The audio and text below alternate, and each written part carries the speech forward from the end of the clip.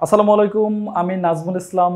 তোমাদের সবাইকে আবার শুভেচ্ছা আর অভিনন্দন জানিয়ে শুরু করছি আমাদের ইজি অ্যাকাউন্টিংয়ের যে একটা ধারাবাহিক পর্ব আমরা চালাচ্ছি, সেটা হচ্ছে বোর্ড ভিত্তিক যে প্রশ্নগুলোর সলিউশন সেটার জন্য। এবং তোমাদের প্রতি অনেক শুভকামনা এবং অনেক দোয়া নিয়ে আমরা শুরু করছি আজকের আরেকটা বোর্ড সলিউশন। এবং এই বোর্ডটা আমরা যে সলিউশন করব সেটা হচ্ছে কুমিল্লা বোর্ড 2023। আমার উদ্যমী ভাই বোনেরা যারা হচ্ছে গিয়ে আসলেই নিজেকে ডেভেলপ করতে চাও, তাদের জন্য এটা একটা গ্রেট অপরচুনিটি যে আমি আমার বোর্ডের কোশ্চেনগুলো একদম প্রত্যেকটা ভিডিও দেখে দেখে সলিউশন করে তারপরে প্র্যাকটিস করব।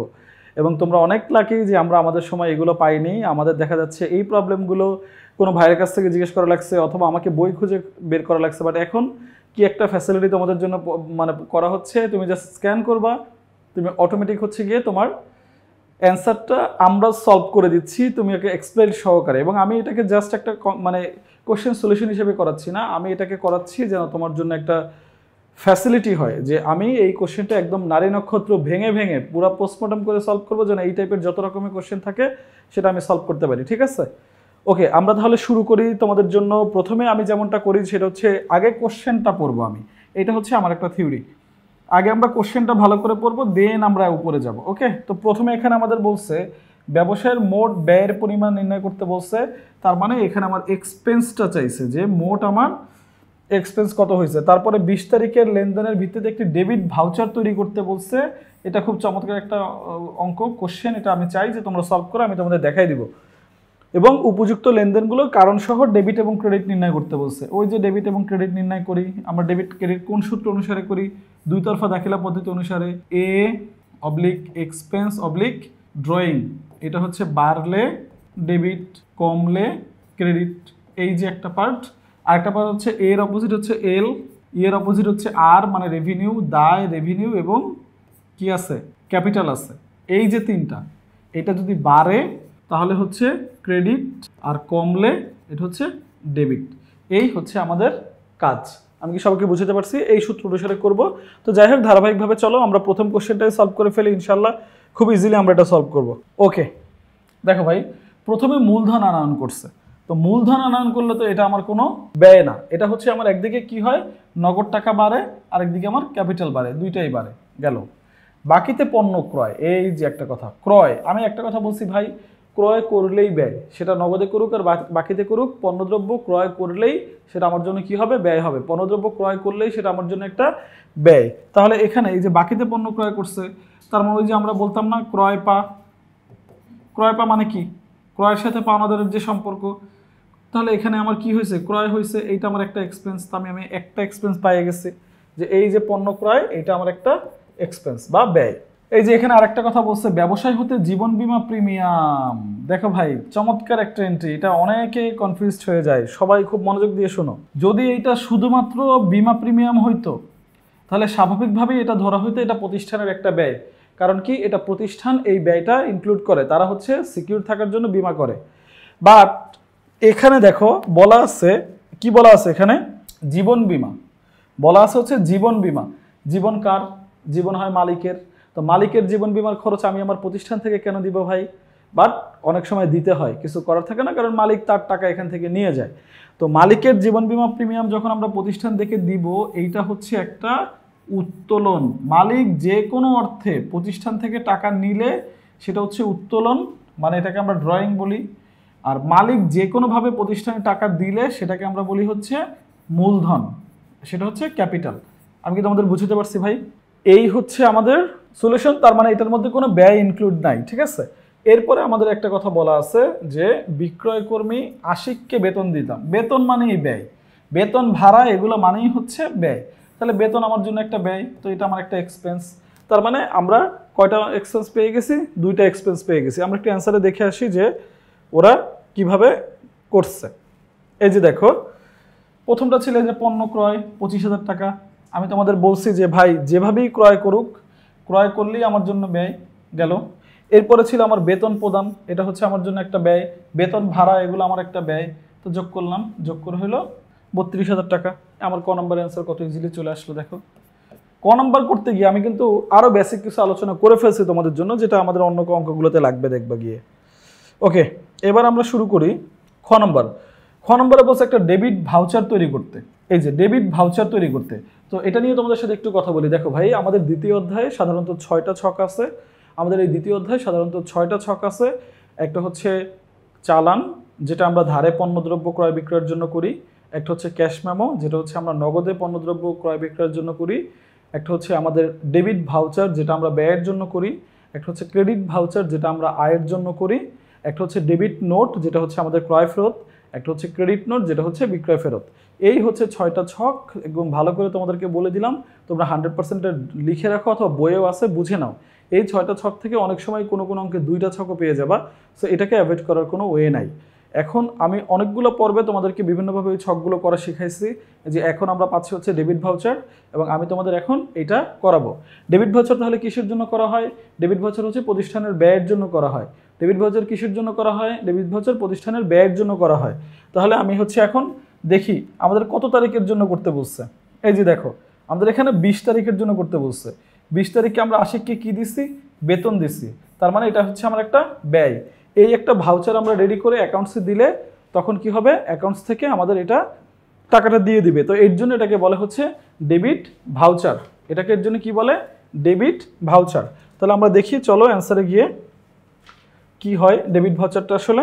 ওকে, এইখানে এই অঙ্কটা শেষের দিকে তোমাদের একটা মজার বিষয় শেয়ার করব। দেখো, তো ডেবিট ভাউচার কে করে? ডেবিট ভাউচার হচ্ছে প্রতিষ্ঠান করে, যে প্রতিষ্ঠান থাকে। তাহলে এই যে প্রতিষ্ঠানের নাম হচ্ছে তোমার, এখানে এই যে প্রতিষ্ঠানের নাম হচ্ছে তোমার শওকত ট্রেডার্স। এইটা হচ্ছে তোমার এন্ট্রি ডেবিট ভাউচার।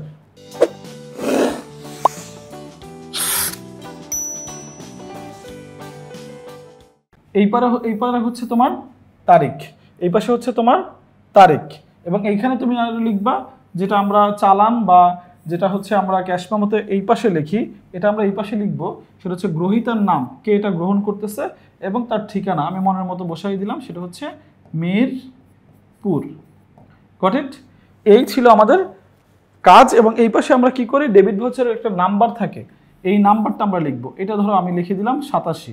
আচ্ছা, এবং এটা কেন, এই ভাউচারটা কি পারপাসে হচ্ছে সেটাও এখানে বলা থাকে, যে এটা একটা বেতন পারপাসে হচ্ছে। এখানে ভাড়া হইলে ভাড়া হইতো। সো একটু নিজে কল্পনা করো। দেখো, আমি জাস্ট 10 সেকেন্ডে তোমাকে আবার একটু কল্পনা করে বুঝাচ্ছি। প্রথম হচ্ছে আমার এখানে বিক্রেতা, তারপরে ডেবিট ভাউচার বা ক্রেডিট ভাউচার যে নাম থাকুক, এটা হচ্ছে আমার গ্রহীতার নাম, তারিখ সহ, ঠিকানা সহ। এই পাশে হচ্ছে ভাউচার নং, এই পাশে হচ্ছে এবং ওই খাতের নাম। ডান।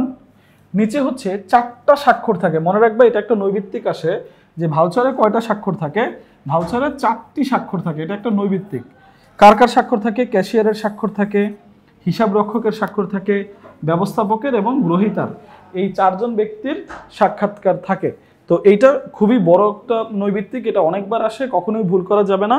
এবং আরও কিছু নৈবিত্তিক আছে, যেমন হচ্ছে চালানে এবং ক্যাশ মেমোতে কে স্বাক্ষর করে বা কে বিক্রেতা, কে তৈরি করে? এটা বিক্রেতা তৈরি করে। মনে থাকবে তোমাদের জন্য ভাই, কখনোই এই কোনো কিছু মিস করা যাবে না ভাই। নিজের জীবনের সাথে নিজে কখনো গেম খেলা যাবে না। ওকে, ডান। এরপরে আসো আমরা এই যে বিবরণটা, তাহলে এখানে হচ্ছে ক্রমিক নং ছিল 1 নং। এটা হচ্ছে আমাদের বেতন, এটা আমাদের কি? বেতন। এই যে হিসাবের নাম আমরা লিখলাম, সেটা হচ্ছে খরচের বিবরণ। তারপর হচ্ছে টাকা, টাকা কত ছিল? সে 7000 টাকা পাইছে, বাস 7000 টাকা আমরা এখানে লিখে দিচ্ছি। এবং এই নিচে আমরা কথায় আবার লিখে দিছি হচ্ছে 7000 টাকা মাত্র। তার মানে আমি আবার একটু ধীরে ধীরে তোমাদের জন্য বলি। দেখো ভাই, ডেবিট ভাউচার তৈরি করা হয় ব্যয়ের জন্য, ক্রেডিট ভাউচার তৈরি করা হয় আয়ের জন্য। ভাউচারে 4টা সিগনেচার থাকে। ভাউচারটা কিভাবে করতে হয়? এটা হচ্ছে প্রতিষ্ঠানের মালিক করে বেসিক্যালি। প্রথমে হচ্ছে এই দেখো, প্রথমে হচ্ছে প্রতিষ্ঠানের নাম, তারপরে ভাউচারের নাম, তারপরে এখান পাশে তারিখ, তারপর হচ্ছে গ্রহীতার নাম এবং তার ঠিকানা, তারপরে এই পাশে হচ্ছে ভাউচার নং এবং কোন খাতে এটা হচ্ছে। আর এরপরে নিচে হচ্ছে কোথায় টাকাটা লিখে দিবে। আর 4টা স্বাক্ষর হবে, 4টা স্বাক্ষর হবে। কার কার হবে মাথায় নিয়ে নাও ভাই। প্রথম হচ্ছে ক্যাশিয়ার, তারপরে হিসাব রক্ষক। প্রথমে ক্যাশিয়ার, তারপরে হিসাব রক্ষক, তারপরে ব্যবস্থাপক বা ম্যানেজার, তারপর হচ্ছে গ্রহীতা। বাস, এই হচ্ছে আমার ডেবিট ভাউচার। এবং সেম ক্রেডিট ভাউচারও সিমিলার পদ্ধতিতেই হয়। আমি আশা করি অন্য কোনো আয় দিয়েও তোমরা একটা ক্রেডিট ভাউচার নিজের মতো করে প্র্যাকটিস করে রাখবা। এবং ক্রেডিট ভাউচারের সিগনেচার থাকে কয়টা? ক্রেডিট ভাউচারের সিগনেচার থাকে হচ্ছে 4টা। ঠিক আছে? ওকে, ডান। এবার আমরা আসি লক্ষ্মী ভাই, আমরা এবার দেখি পরবর্তী আমাদের 3 নম্বরে কি বলছে। এইটা আমাদের বলছে ডেবিট ক্রেডিট নির্ণয় করতে। কি করতে বলছে? ডেবিট ক্রেডিট নির্ণয় করতে বলছে। ওকে, তাহলে আমরা ডেবিট ক্রেডিটটা নির্ণয় করে ফেলি। ডেবিট ক্রেডিট নির্ণয় করতে বলছে আমাদের এখানে। তো ডেবিট ক্রেডিট আমরা এটা নির্ণয় করব। ওকে, তো আমরা আসি ডেবিট ক্রেডিট আমরা কিভাবে নির্ণয় করব। ডেবিট ক্রেডিট নির্ণয় করলে আমাদের প্রথম যে সূত্র, যেটা গোল্ডেন সূত্র, সেটা হচ্ছে আমি সবসময় বলি সম্পদ অবলিক ব্যয় অবলিক উত্তোলন। এটা যদি বাড়ে ডেবিট, কমলে ক্রেডিট, তাহলে এইটা হচ্ছে আপনার অ্যাসেট, এটা হচ্ছে আপনার এক্সপেন্স, এটা হচ্ছে ড্রয়িং। বাড়লে ডেবিট, কমলে ক্রেডিট, তার মানে সম্পদ অবলিক ব্যয় অবলিক উত্তোলন, বাড়লে ডেবিট, কমলে ক্রেডিট। আর এটার পরেই আমরা এখানে লিখবো সম্পদের অবলিক হচ্ছে আমার জন্য দায়, এইটার অবলিক হচ্ছে আমার জন্য আয়, এইটার অবলিক হচ্ছে আমার জন্য মূলধন। এই যে দেখো সম্পদের প্রত্যেকটা বিপরীত। তো এইখানে হচ্ছে যদি বাড়লে ক্রেডিট আর কমলে ডেবিট, এই হচ্ছে আমার রুলস, এই হচ্ছে আমার রুলস। মনে থাকবে লক্ষ্মী ভাই? তাহলে এই হচ্ছে আমাদের ডেবিট ক্রেডিটের রুলস। এখন আমরা কি করব, এই ডেবিট ক্রেডিটের রুলসটা এখানে ইমপ্লিমেশন করে প্রত্যেকটা ডেবিট ক্রেডিট করব।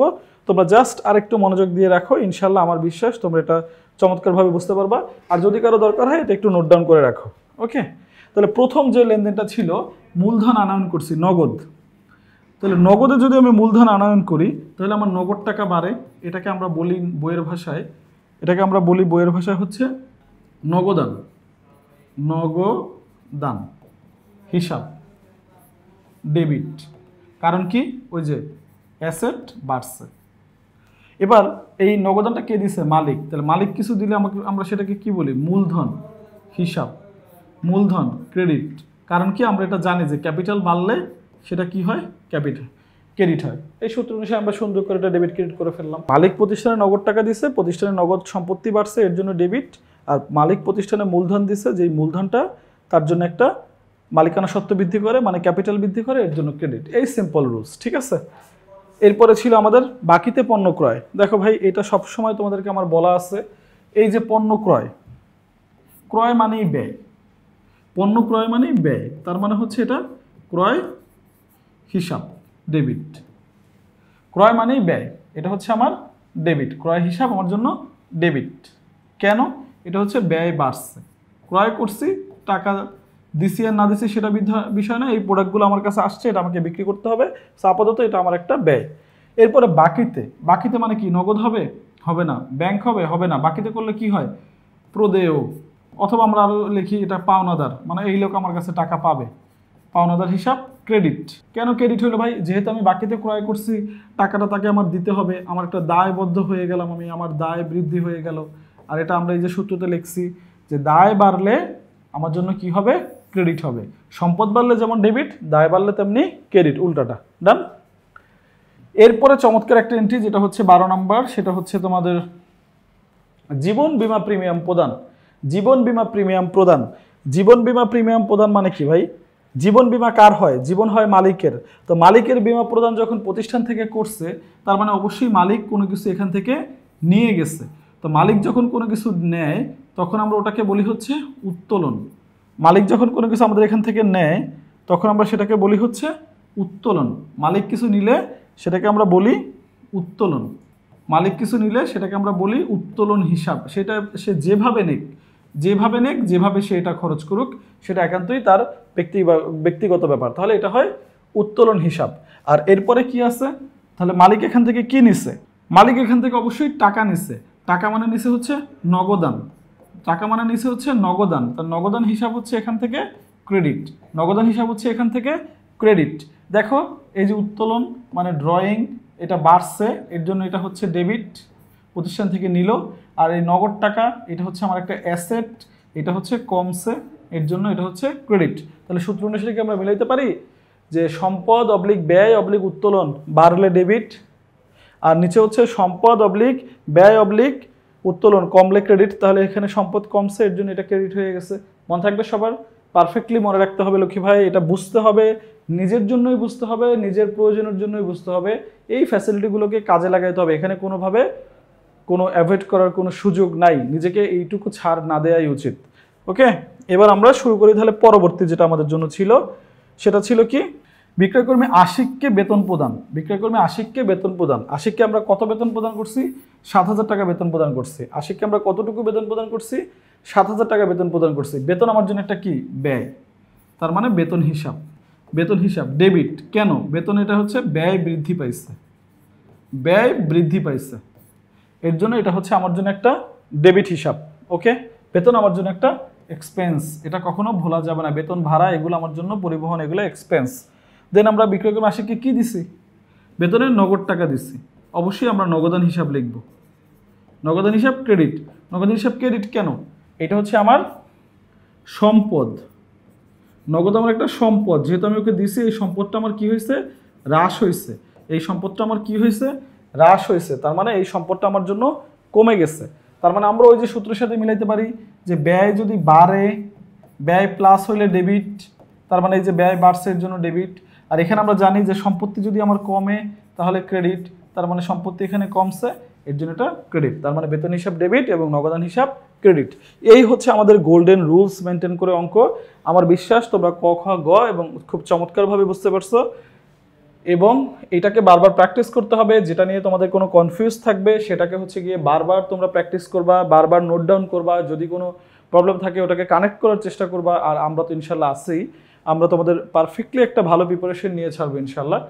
এবং আমার আজকের এই যে কুমিল্লা বোর্ড 2023-এর এই অঙ্কটা এখানেই শেষ করতে চাচ্ছি এবং শেষ করছি। তোমাদের জন্য সবসময় অনেক শুভকামনা এবং অনেক ভালো পড়ালেখা হোক, এই দোয়া করে আমি শেষ করছি আজকের জন্য। ধন্যবাদ।